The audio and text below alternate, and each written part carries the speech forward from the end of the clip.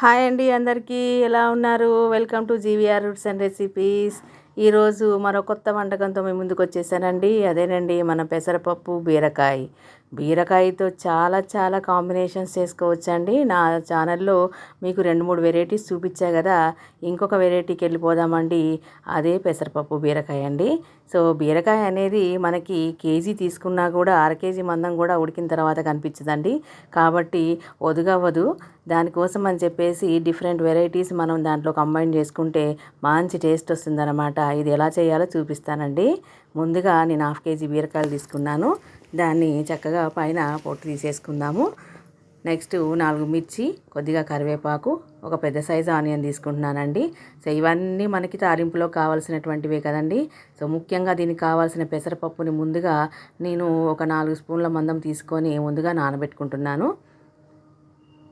చూసారా, ఆ విధంగా ముందు నానబెట్టేసుకోవాలి స్టార్టింగ్లోనే.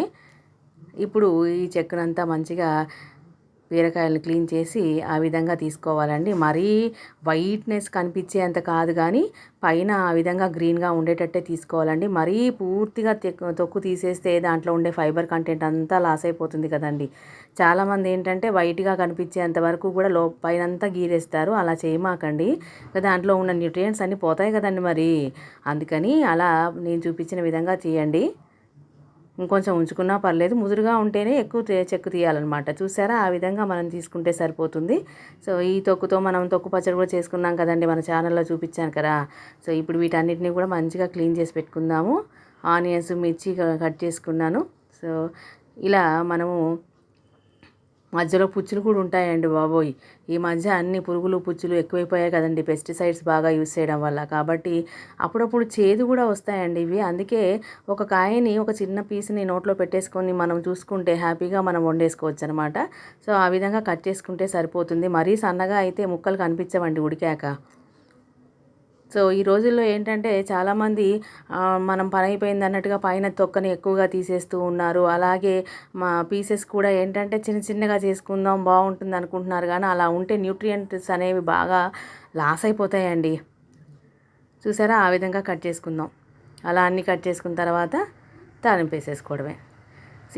ఇవన్నీ కర్రీస్ అనేవి చేయడం చాలా ఈజీ అండి, చెప్పాలి అని అంటే. వర్క్ చేసుకునే వాళ్ళకి మార్నింగే చక్కగా ఇలా కట్ చేసుకొని ఇలా చేసేసుకోవచ్చు. చాలామంది ఏంటంటే ముందు రోజే తరిగి పెట్టేసుకుంటారు.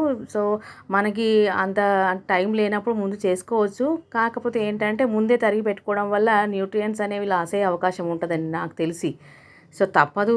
మీకంటే కుదురుద్దేమోనండి, మాకు కుదరదు అని అంటారా, చేసుకోవచ్చు, ప్రాబ్లం ఏమీ లేదు. మళ్ళీ ఎయిర్ టైట్ కంటైనర్లో పెట్టుకోవచ్చు. కాకపోతే మనం ఫ్రెష్గా అప్పటికప్పుడు కట్ చేసుకుంటేనే బాగుంటుంది. చూసారా, ఆ విధంగా ఎంతసేపు పట్టదండి చెప్పాలి అంటే. డైలీ మనం చేసుకునే వాళ్ళకి చాలా ఈజీగా అయిపోతుందండి కటింగ్ కూడా.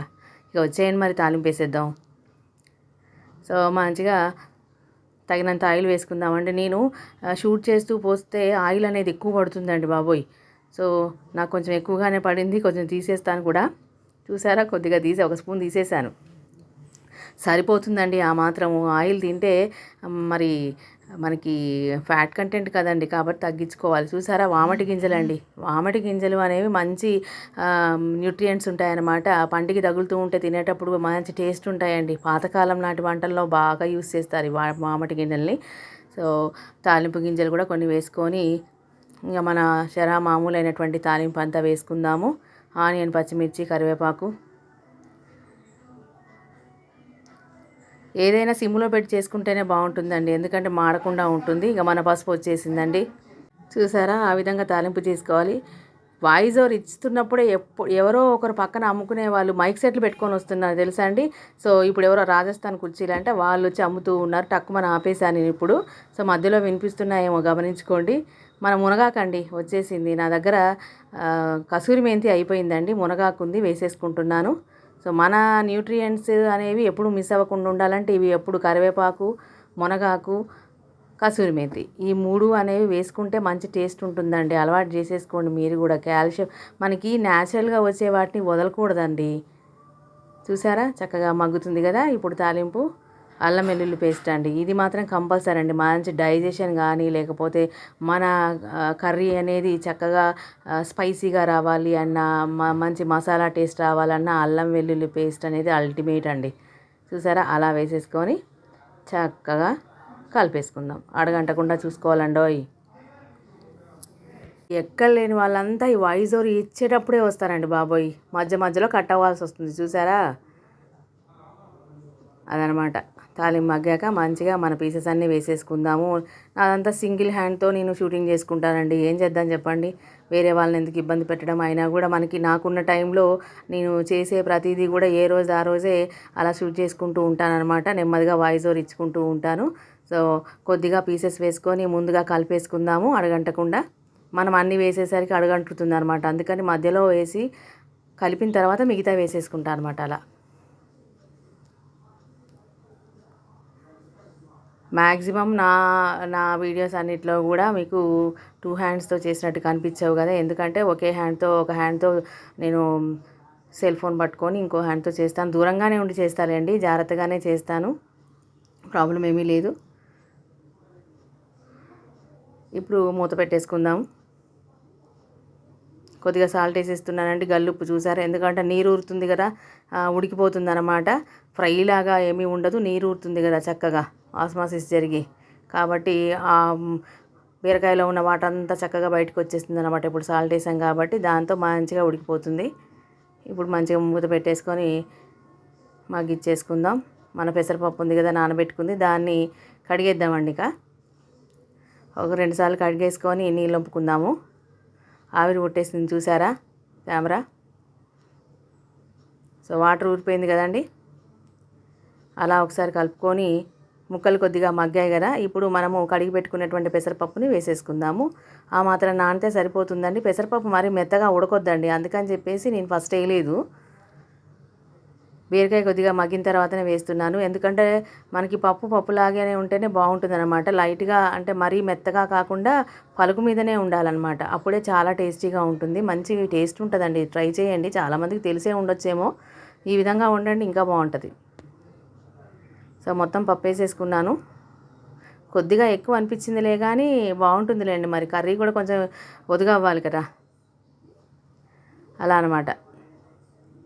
కాసేపు మగ్గించుకుంటే సరిపోతుంది. దాదాపు అయిపోయిందండి కర్రీ. ఇప్పుడు మనము కావాల్సినంత కారం వేసుకుందామండి. మిర్చి వేసుకున్నాను కాబట్టి కారం ఆ మాత్రం సరిపోతుంది. నెక్స్ట్ ధనియాల మసాలా పౌడర్ వేసుకుంటున్నాను. మ్యాక్సిమం మసాలా కంటెంట్ అన్నిటిలో కూడా నేను ఈ ధనియాల మసాలా పౌడర్ చూపించా కదండి, నా రీల్స్లో ఉంది. దానిలో మనం వేసేసుకుంటే మంచి టేస్ట్ వస్తుందన్నమాట. దింపే ముందు కొద్దిగా తరిగి పెట్టుకున్నటువంటి కొత్తిమీర కూడా వేసుకుందాము. అలా కలుపుకొని ఏసరి కొంచెం కావాలనుకుంటే పోసుకోవచ్చండి, ఉడికేంత వరకు తప్పేమీ లేదు. మనకి ఊరినటువంటి వాటర్ సరిపోలే కాబట్టి కొద్దిగా ఎసరు పోసుకొని కాసేపు మూత పెట్టేసుకుందాం. చూసారా, చక్కగా ఉడికిపోయిందనమాట. ఇప్పుడు గార్నిషింగ్. సో మన కొత్తిమీరని చక్కగా కట్ చేసుకొని వేసేసుకున్నామంటే ఎంతో టేస్టీగా ఉండేటువంటి బీరకాయ పెసరపప్పు రెడీ అండి. చాలా బాగుంటుందండి. మీరు కూడా ట్రై చేయండి, ఎలా వచ్చిందో కామెంట్ చేయండి. మన చపాతీలో కానీ రైస్లో కానీ అన్నిట్లోకి చాలా బాగుంటుందండి, మంచి టేస్ట్గా ఉండేది. ఎందుకంటే పెసరపప్పు మంచి ప్రోటీన్ కంటెంట్ కాబట్టి మనం ఇది వేసుకోవడం వల్ల మంచి హెల్త్ బెనిఫిట్ అనమాట. మీరు కూడా ట్రై చేయండి. ఫస్ట్ టైం చూసేవాళ్ళు లైక్ చేయండి, షేర్ చేయండి, సబ్స్క్రైబ్ చేసుకోండి. మన కర్రీ రెడీ అయిపోయింది. వేడిగా టేస్టీగా ఎంతో న్యూట్రియంట్ వాల్యూస్ ఉన్నటువంటి పెసరపప్పు బీరకాయ రెడీ అండి. Thank you for watching. ఇంకో వీడియోతో మళ్ళీ కలుద్దాం. బాయ్.